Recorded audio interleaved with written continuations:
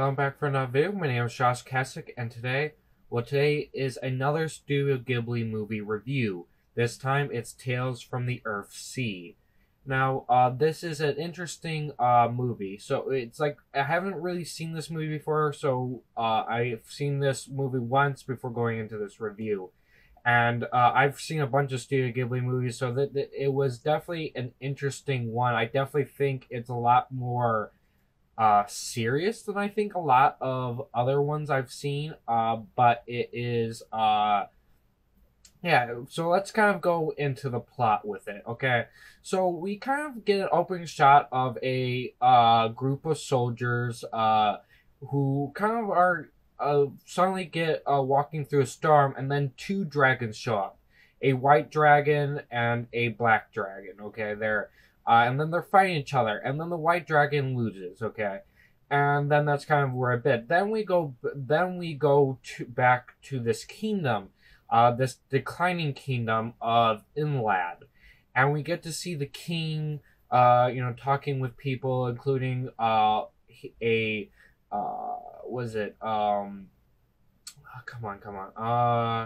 on, who was it? Oh yeah, a wizard. Yeah, that's right, I can't remember, but yeah, a wizard was telling him how once like dragons were, and humans were one, and then the dragons, died out, and so this sudden appearance of two dragons out of the blue is like a surprise to most people because of this.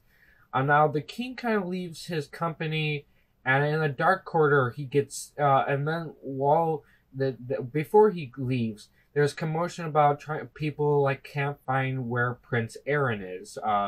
And not Aaron. Yeah, it is Aaron, right? Aaron. Yeah, it's like Arren. Yeah, Aaron. And it's a different spelling of Aaron that we usually know. So, I think it's pronounced Aaron. Like usually there's an O instead of an E, but yeah, I think it's pronounced Aaron.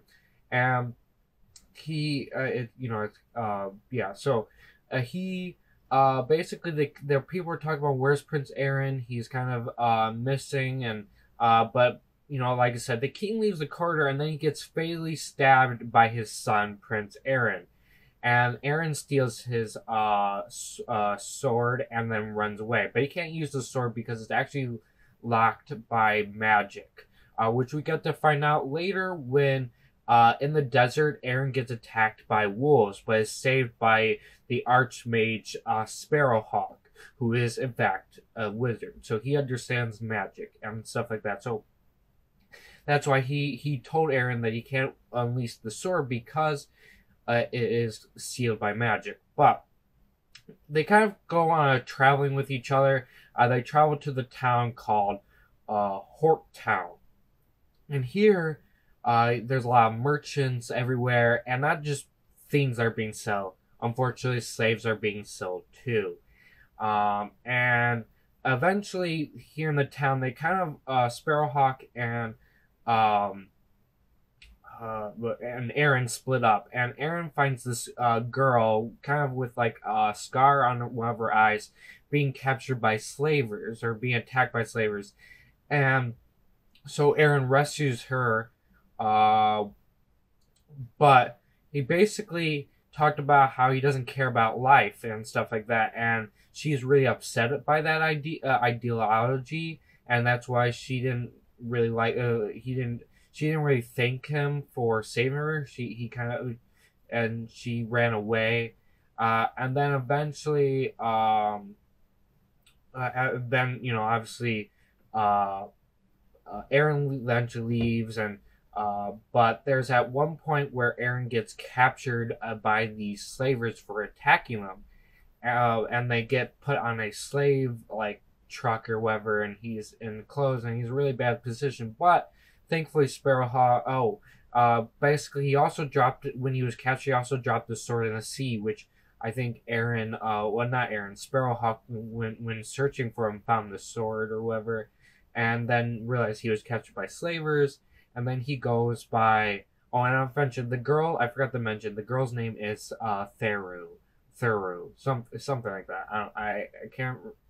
I'm trying to remember these pronunciations because it's been a little bit since I've seen the movie before watching this. Not too much, but I can't really remember. I'm trying to remember all the characters off the top of my head and their names. But that's kind of what's going on there.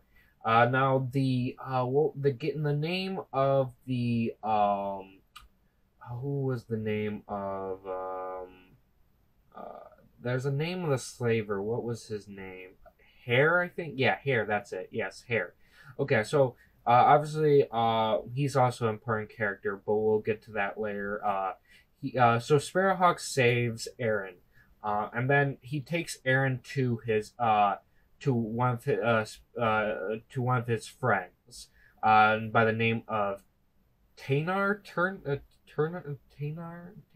It's not really a girl's name, but it's a woman. So I think I'm pronouncing it right because I'm trying to remember her name, but I know it's Tenar. I just can't. I don't know what the pronunciation of it is. I like if it's based on Japanese, it'd be like the E would be an A, so it'd be like Tenar. Uh, but Tenar, but I don't know. It's weird. But that's besides the point. And this is when and guess who's also there? The girl with the Therru. No, I think it is Therru because Therru did, I don't know, Therru. And so they basically start kind of staying there, but eventually Sparrowhawk needs to figure out the problem there because of the dragons appearing and everything. There's actually the reason why the dragons are appearing and everything is because there's an imbalance, and Sparrowhawk, as the Archmage, is trying to find the reason behind this, and he thinks it's in he thinks it has something to do with Hort Town. So he goes back there, and while they're searching for solution, he also he buys Arren's sword because a merchant got it, and the merchant has a sword, so he bought the sword. But then it turns out that these heir, the guy who's a slaver, actually works for Lord Cobb, another wizard, but like a dark wizard, and he really hates Sparrowhawk. Okay. Also, if you haven't really noticed, there's actually also kind of a thing with Tenar and Sparrowhawk. If didn't mention that, but there is something a little bit between them. But there is also that. But and over this time, we get, even though Therru and Arren didn't really get along, eventually they start to get closer to each other. But then Arren started having problems. He sees things and eventually gets drawn away. And he gets confronted by his own self, which actually turns out to be Lord Cobb. And Lord Cobb captures him, takes him back to his castle, and then makes Arren reveal his true name, which I don't know. I guess unlocks some type of control over him. I don't know why. That they don't really explain that bit, but whatever. Something about true names are really important to this story. I think they could have done a little bit better with that, but that's besides the point. So then after that, Heir goes. Now Heir does visit before Arren leaves. Does visit Tenar's place for Sparrowhawk, but doesn't really do anything, and then leaves. But goes back to Lord Cobb and says that we need to this is the plan and stuff. And so Heir goes back and captures Tenar, and then locks up, and then just kind of breaks what's it called? Kind of ties Therru to a pole and then leaves with Tenar. Then basically Sparrowhawk shows up back to get to Tenar's place, and he is Therru, eventually does able to escape, and they have this little talk and says that, and gives Therru Arren's sword and says he's gonna go. Then Sparrowhawk shows up at Lord Cobb's place, but then gets confronted by a controlled Arren. Sorry about that. I got cut off. Where was I? So I was talking about So part of I was talking about how Sparrowhawk goes to Lord Cobb, okay, and that was where it there. Now, a little bit about why Arren, the whole plot kind of behind Arren throughout this movie is that he is afraid to die.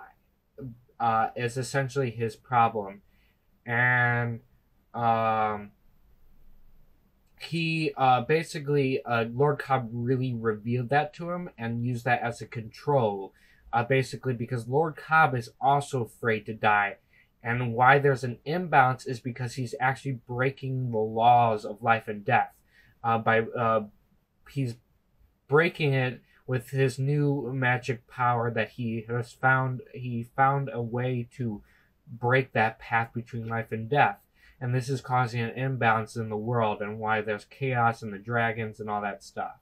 Okay, so this is what he. That's why he gets that ideology into Arren, and reveal it, and that's why he works for Lord Cobb in this case mostly as is because he doesn't want to die, and he feels like Sparrowhawk in this case now is going to be against that, and so that's why he's willing to attack Sparrowhawk.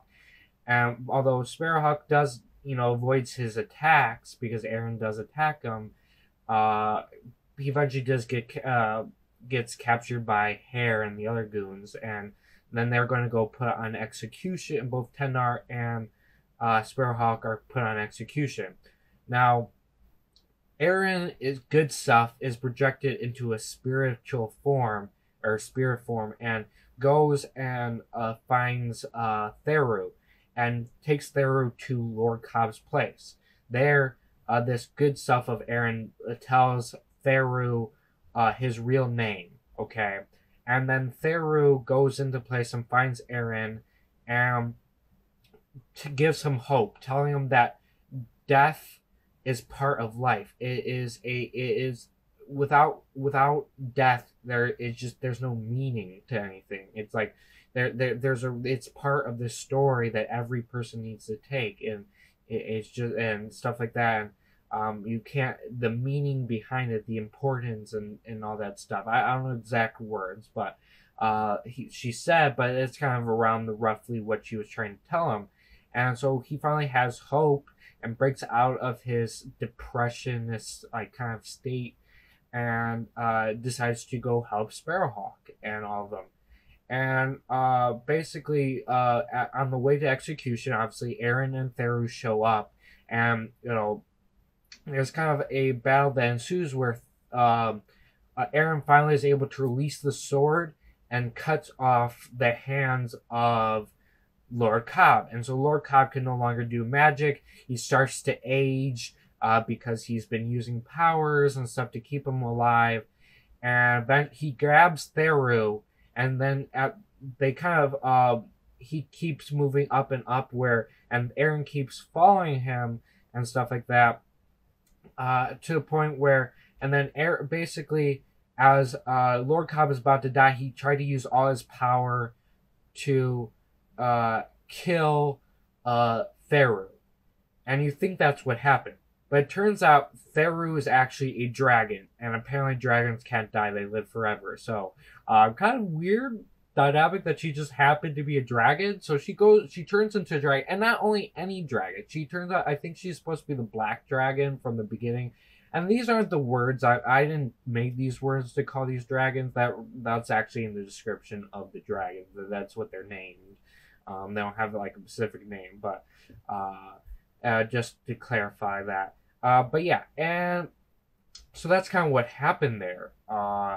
And they go and basically Therru, finally destroys Lord Cobb, and kind of the building starts falling apart. Now Therru grabs Arren, and they kind of go back to the this kind of playing field, and that's where you kind of get the poster shot of them.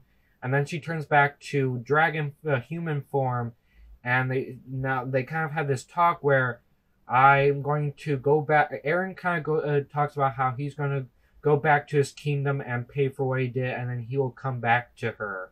as like, you know, because obviously the love interest. Come on, I mean, there's a love interest in all of these, even if they're just friends by the end of the movie. It's obvious that if the story kept going on, they'll be together. And most of these isn't just really friendship too. I mean, the only one I've seen so far out of this is like Kiki is really, they're kind of friends really at the end, like really just friends. But yeah, but while the other ones, they're kind of friends, but they gotten to really close to the point where it's obvious that they're really are kind of lovers, really. But but that's kind of how it usually goes. But yeah, that's kind of this point here. And then the last kind of scene is them kind of just hanging out at Tenar's place, doing stuff, and then supposedly I don't remember this because I suppose I think this might be just in the Japanese version because it wasn't in the English version. Apparently, Sparrowhawk and Arren actually leave to go back to inland like he said he was, but that wasn't actually that wasn't in what I saw. So I don't know, but that's pretty much the entire movie. I really did enjoy this movie. I thought I liked all the characters. I thought they were really interesting. I like the story, and the animation art style is good as always from Miyazaki. I'm not. It's definitely not. I wouldn't say it's definitely one of my. It's definitely not one of my favorites, but I give it maybe like a 9 out of 10. I think it's really good to be a 10 out of 10. I don't think I like it as much as other ones, so I'm gonna give it a 9 out of 10. Okay, that's my overall thoughts, guys. I do recommend this movie, though. I mean, I pretty much recommend all Studio Ghibli movies, except for the My Neighbor Yamada's. That's just kind of weird film. Don't even bother with that film. There might be other ones not bother with, but I haven't gotten to those ones yet. But yeah, other than that, yeah. I hope you guys enjoyed this video. If you did, please leave a like. If you're new, subscribe and hit the notification bell so you're notified for my next upload. My YouTube channel, website link, my Twitter, my Snapchat, and Instagram are all in the description as always. And thank you. Goodbye.